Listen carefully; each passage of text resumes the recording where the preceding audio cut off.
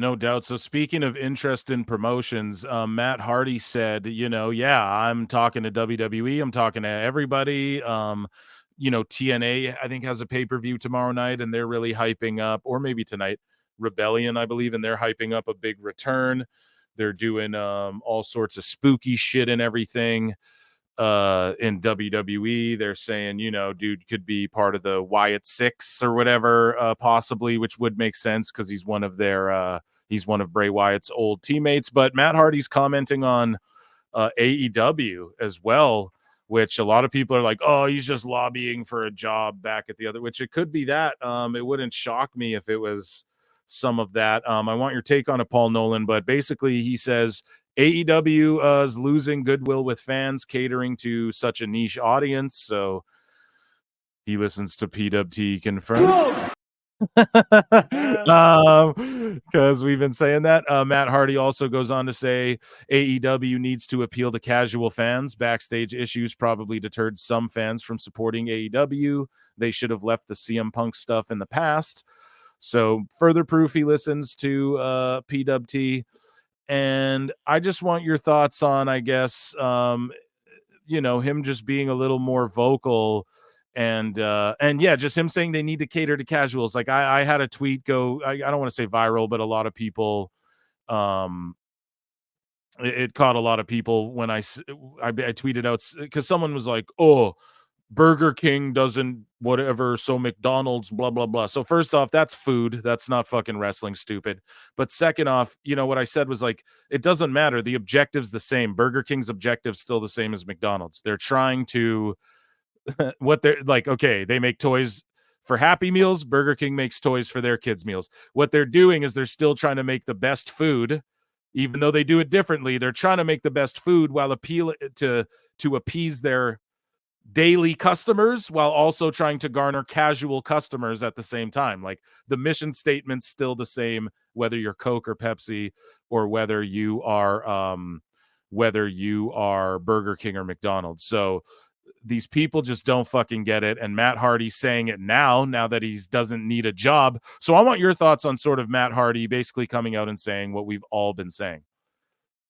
Yeah, I mean, yeah, thanks, Matt Hardy, for obviously, saying what we've been saying for quite some time. However, I would take it a lot more seriously had he not basically crawled up the ass of Tony and the Bucks and then doubled down and then was having quite public spats on Twitter with Jim Cornette and Brian Last, as well as trying to effectively try and prove something to the people who are effectively paying his paycheck. So to be honest, kind of rings a little bit hollow for me, and it's a bit sad and it's a bit unfortunate because I do believe that Matt is a great wrestling brain, and apparently he's an incredible teacher and could be really, really beneficial to whoever he ends up with. I personally think he will end up back in WWE.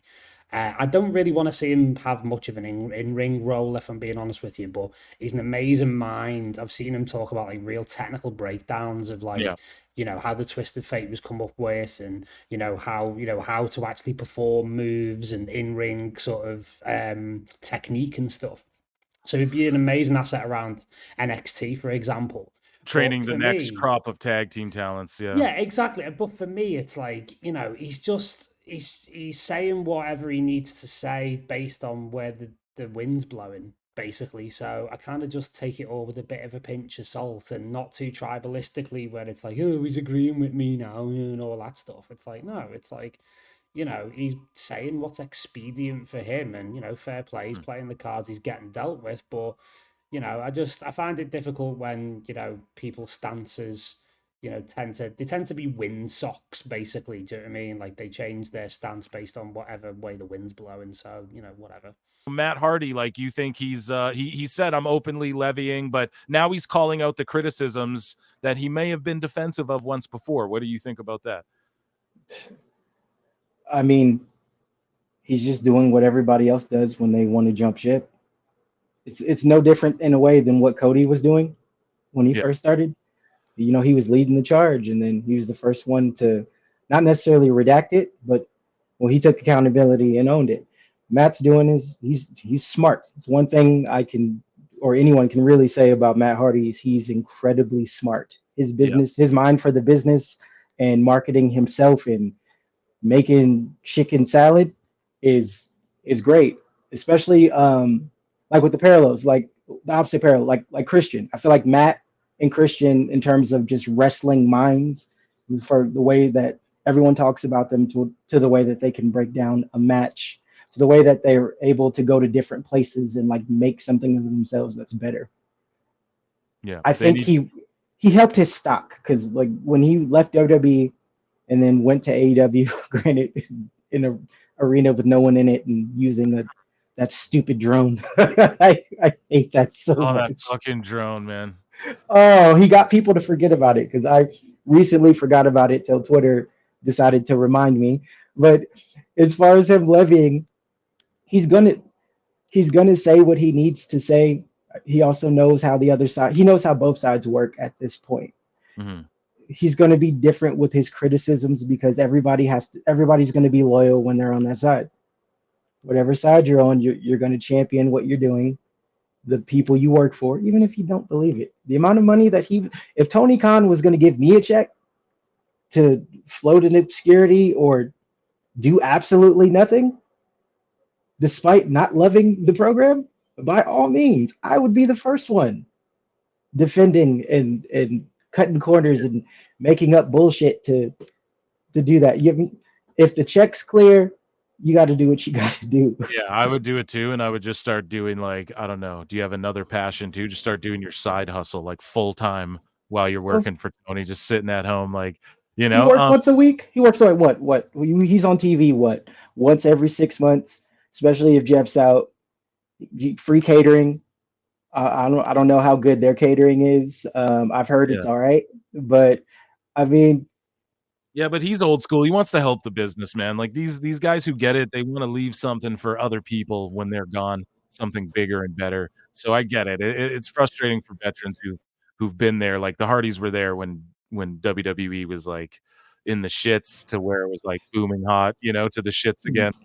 Jobbing in the new generation to leading the charge in the Attitude Era, like, or help leading the charge into the latter parts of the Attitude Era. So I mean, I get it. I can see why it's frustrating. There's been multiple people that have been there.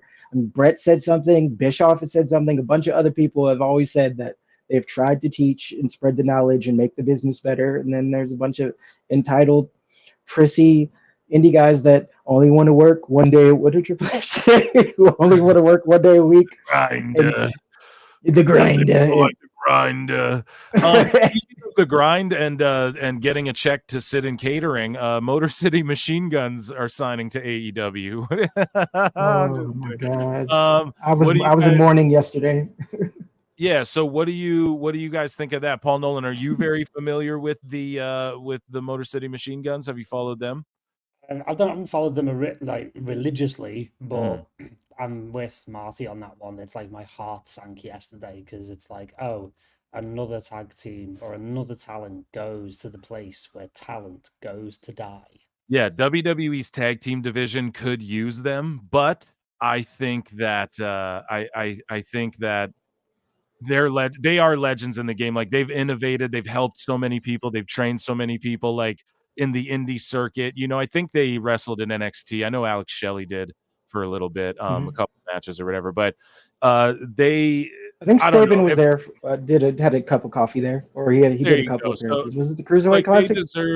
They deserve to get their bag and just sort of chill back and do their thing. I like, to me, I classify them as like they're vets in the game who deserve to just get their money and work like 1 to 4 times a fucking month. And get Tony Khan money, because you know Tony's paying them. Well, he just fired 10 people to basically bring these guys on, and what everyone feels like backstage, or at least yeah. So I don't know, man.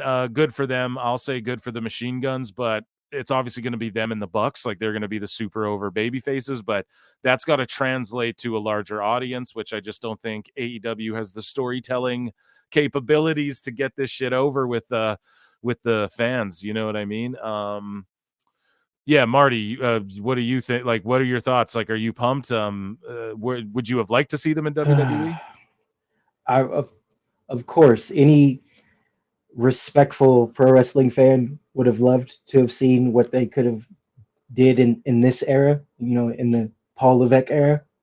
Yeah. Even in NXT, like going down to the performance center and like training craftable minds that want to learn and want to get better and want to, be something in the business and respect it. I have to say that If other Tony people Khan probably was smart, don't. he'd have a PC. If Tony, sorry to cut you off, but if Tony Khan No, was smart, or a power plant at the very least. He'd have built one already. He just doesn't care about that shit. It's crazy. It's like Daly's place should just be that, the NXT center. You know what I mean? Facts. Yes. Crazy. Yes. 1,000%. 1,000%. And they're gonna go there and get their check, which is fine. They're gonna probably have to put over the books because that's what everybody else does. Because anybody with any kind of respectable notoriety that could give a great match and deserve a shot. I mean, they ruined LAX or Proud and Powerful. I hate that name, by the way. Proud and Powerful. Anything with the Lucha Brothers? I just feel like there was reluctance to do that because as soon as they did it, they turned it around and just they were hot fucked for that up. Oh no, they fucked that up completely. The FTR but it thing. got fucked up, but they were hot, man. Same with Lucha Express or whatever that shit was called, Jurassic Express. That shit was hot, dude, for a minute. Like they had such potential with that. Oh my god! And then what was the group with Daniels and Sky? What was it? Sky Daniels and Kazarian. SCU. Yeah, SCU. They ruined that. They could have. It was written in stone that it could have been perfect with Private Party. Like when they first got there, just butchered it. House of Black. That's a whole other. That's a whole other fumble. I'm just naming them out. Like who is there? Like I feel like at some point Jericho is gonna find a way to just figure out a way to work with them and ruin that too. How shitty was it on Dynamite where Jericho hit Taz, like pushed Taz, and then Hook just stood there? And it's like, dude, if someone just punched your dad out, you'd fucking come on, man. That's crazy. But we also have one of the best friends, Rocky Romero. He's been promoted to vice president of New Japan. And he's not only a vice president in New Japan, but he's a vice president in AEW currently as well. What does that mean? Wait, both? Both, dude. I didn't hear that. Both? Yeah, both, bro. This according to Wrestling Observer, so you know it's true because these guys all talk to Wrestling Observer. And shout out Rocky Romero. Like Asuka, I've never fucking hated on him, but he's dope.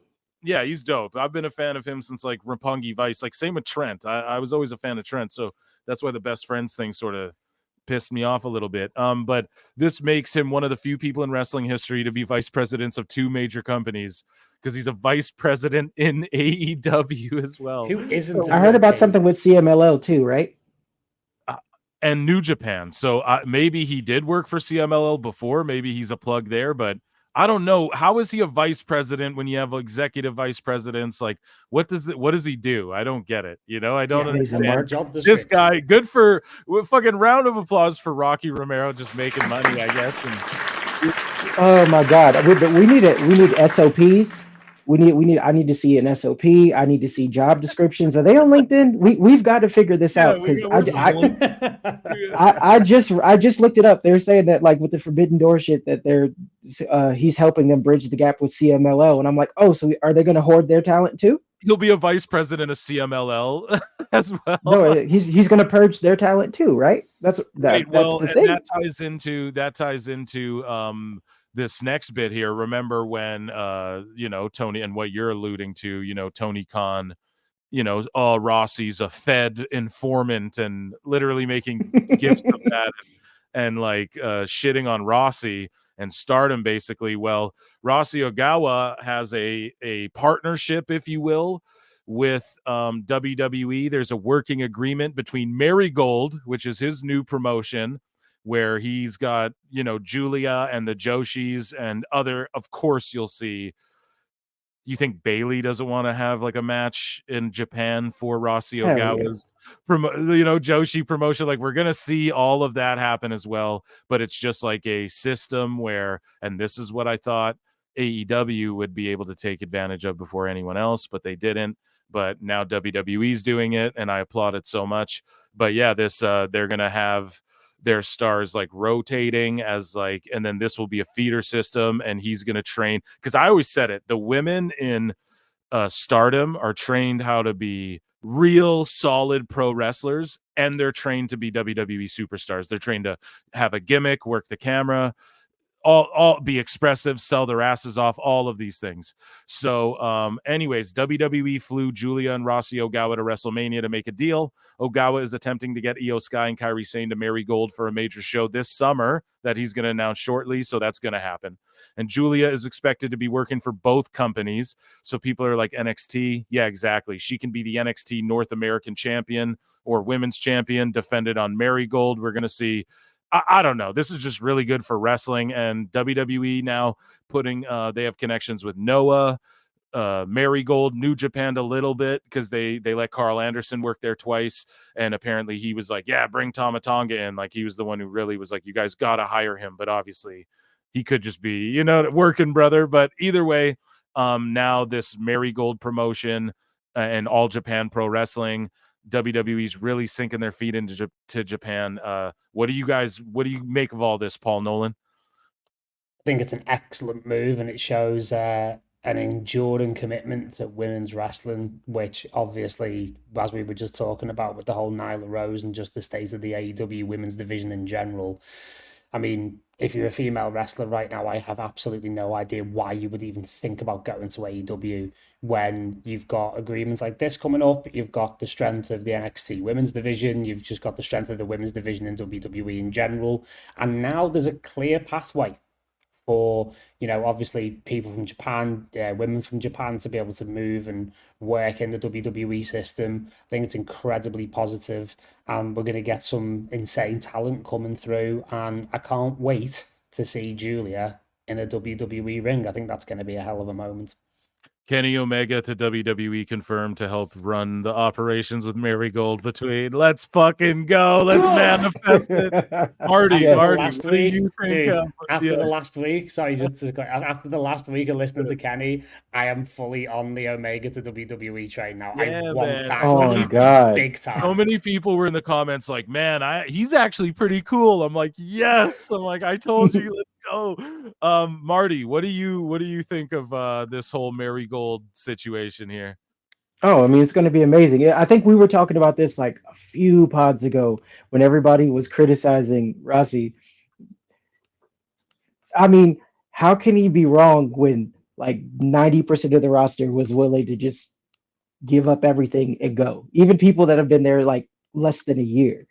That goodwill carries weight.